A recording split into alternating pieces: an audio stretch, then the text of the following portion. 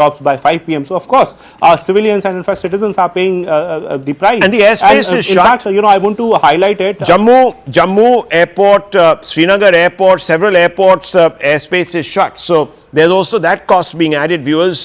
This is a time for decisive action now, I feel at least. And that's what we were saying and that's what we were discussing. But Akash, just stay on. I'll come back to you in just about a few minutes. But I just want to, viewers, focus on another aspect of this story. We have our panel with us. We also have General Iyer with us.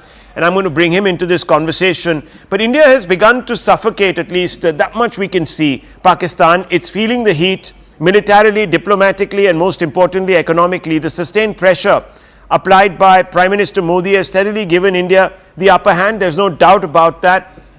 But just when India has got itself now in a position to inflict sustained punishment on Pakistan, provided, of course, we go forward with that intent, just when we are coming to that point, there is a clamor here on our soil for de-escalation and dialogue. Yes, Mehbooba Mufti, the PDP chief, held a press conference today saying people are dying and getting displaced on both sides of the border. There's an argument, need for restraint. Heads of both nations should aim for de-escalation. Then there's the All India Muslim Personal Law Board that's come out and said both nations should resolve matters via dialogue. War is not a solution, especially with nuclear weapons. India and Pakistan cannot afford a war. Now, it all sounds very rational. No one wants a war. But we certainly want some cost to be inflicted upon Pakistan so it doesn't constantly harry us. And the AMPLB goes on to say that conflict could plunge millions into suffering. Then there's John Brittus, the CPIM MP, who says as a mature democracy, we should try to de-escalate the situation. Hapless civilians in Jammu and Kashmir should be protected. Biman Bose of the CPM says instead of escalating to war, it is now time for negotiation and diplomacy. Even Tagore was against war. He saw it as a symbol of destruction. He always advocated for peace over conflict. Now, the question is, would going in for de-escalation be considered by Pakistan as a sign of weakness? Remember, we want to tell them, don't mess with us again. Don't try this again. Now, if you go and suddenly say, no, let's have talks, let's open the back channel, let's sit across from each other, book a conference room, let's do a, bilateralism as it's called, let's bury the hatchet, and let's work to a solution where both of us decide that we can be better neighbors, etc., etc. Pakistan will say, well, we tested them. They did a little bit. After that, they didn't have the appetite. Am I right, General Iyer, or am I wrong to presume this? Rahul, firstly, thank you for having me on your show, and good evening to my fellow panelists. Yeah. Firstly, Rahul, let's look at what happened on the 7th. Yeah. Right.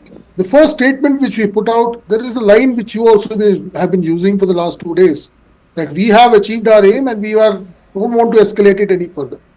Right.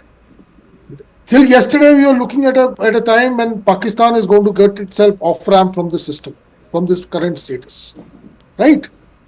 What has he done to us? He sent a set of drones, possibly launched some missiles into our area, which is possibly, he was trying to create a kind of a scenario where he can possibly exit at a higher note. We have not allowed him to do so. Secondly, the people you have mentioned who want dialogue, they don't even represent a percentage, even percentage is too high in terms of support in this country. They are irrelevant people. It is not something that we should be looking at. I am sure they were not even part of the all-party meet, which was called by the Prime Minister, and to discuss what India's action should be. Now for us to, and I totally support General Pandey's viewpoint when he was trying to put across a point, when you have put out a statement that we have done what we had to do, now we want to de-escalate. That was our first line. To escalate it further, there has to be a very, very substantial case. Unfortunately, I don't see it happening by a set of few drones coming into Jammu, or like I said in the beginning, in the morning also. I think we've lost that. Line of control cannot be, equated. Okay. Can you hear me? Yeah, I can now. Hello? Yes, I can hear you. Me? Yes. Can you hear? Yes. So I said line of control cannot be equated to what is happening on the mainland. Line of control, the day he stepped out of the Simla agreement, it went hot. And it has just escalated one level when he started opening heavy equipment. We are responding in the same lines. So please keep that aside. And there is multiple amount of things you can do on the line of control to give him a bloody nose. So that I'm sure our army and our armed forces are doing in due course of time in that area.